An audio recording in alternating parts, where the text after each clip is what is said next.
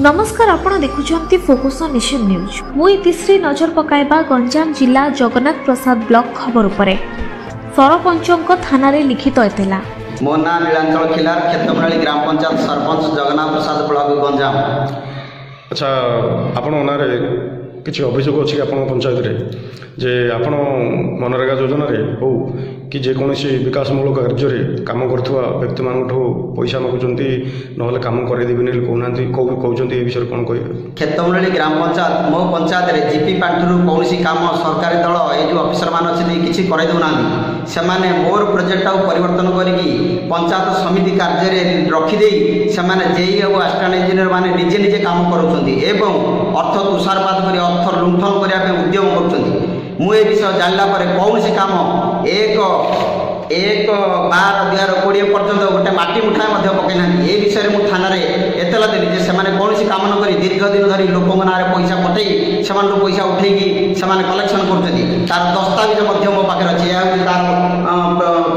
प्रकृत प्रमाण कि अनेक दस्तावेज 5टी काम गोटी गोटी कर 5टी काम प्रमाण अच्छी टंकाटे काम नक से पैसा उठे लोक ना छाड़ी चली आज पर्यटन पैसा छाड़ते किंतु माटी मुठाए कौन रोड में पकईना। मनरेगा योजना रे करा जायथिबा फॉल्स बिल एवं अभियोग पर राताराती मेसिन द्वारा करा जाउथिबा कार्य को नहीं स्थानीय सरपंच देले थाना रे एतला। एथि संपर्कित समस्या को नहीं ब्लॉक और जनप्रतिनिधि मानक जरूरी बैठक।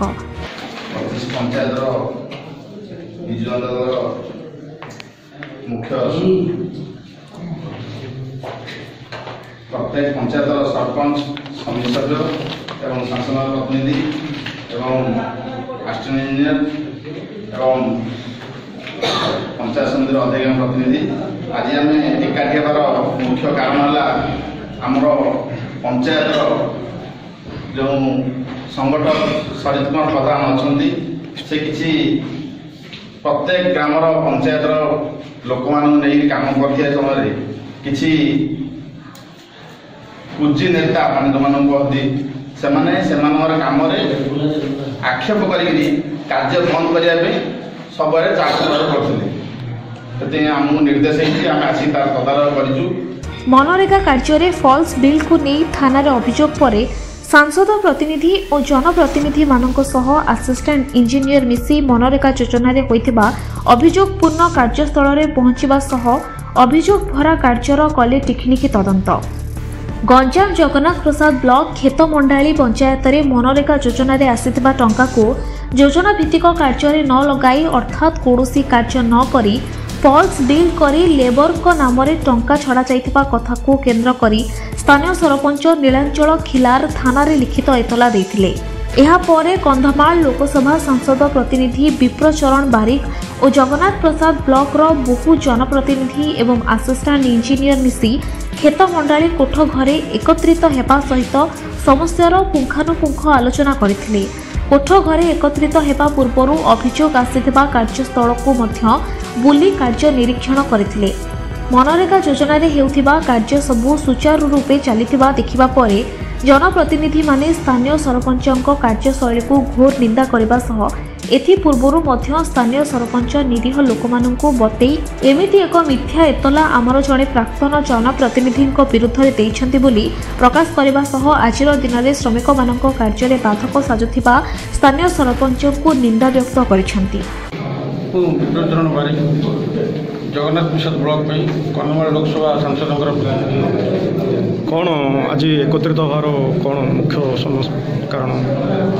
आज खेतमंडाली ग्राम पंचायत एकत्रित होवार कारण समस्त जनप्रतिनिधि माने आज गोटे बैठक रखते खेतमंडाली बंताटारे ये अंचल मनरेगा कार्यक्रम पर जो बर्तमान कार्य चली बंताठू आरंभ कर तिरिगछा सबु कम कार्य है बेले ये स्थानीय प्रतिनिधि जो मैंने सरपंच भाई प्रतिनिधित्व से प्रतिनिधि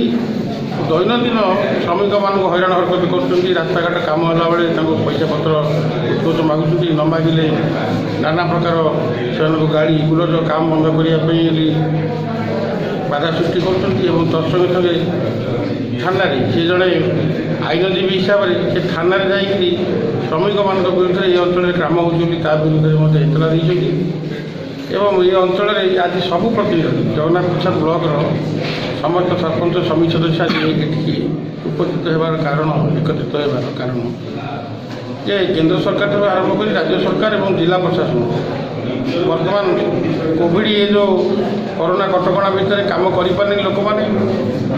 ଆଜି ଗରିବ ଖଟିକିଆ ମୂଲିଆମାନେ କେମିତି କାର୍ଯ୍ୟ ପାଇବେ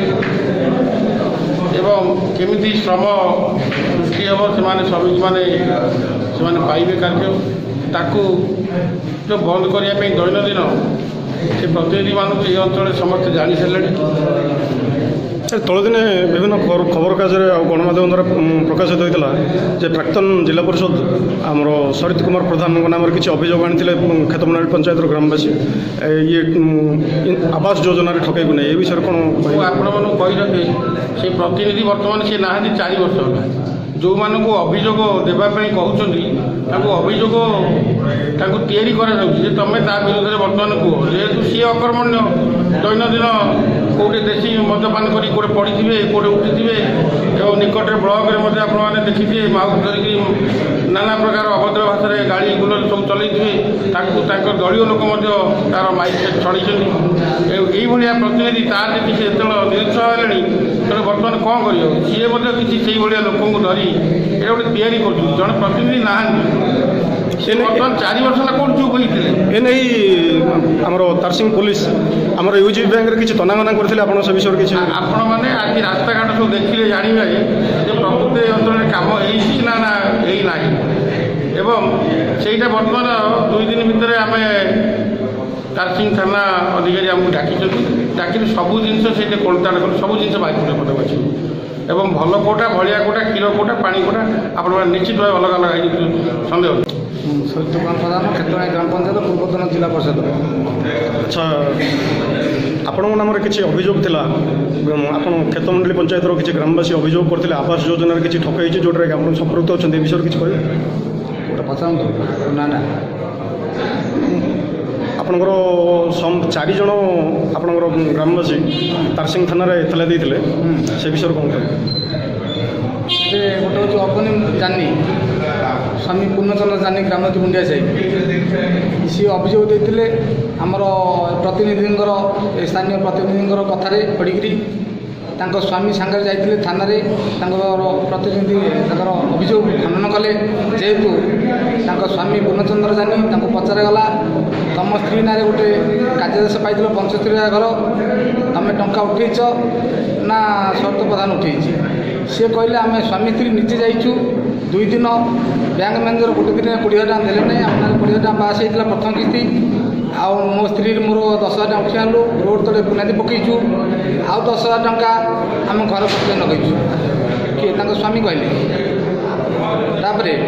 ବୀଣା ପ୍ରଧାନ ସେ ମୁଣ୍ଡିଆ ସାହି ବୀଣା ପ୍ରଧାନ 88,500 ଟଙ୍କା ଘର ପାଇଛନ୍ତି ସିଏ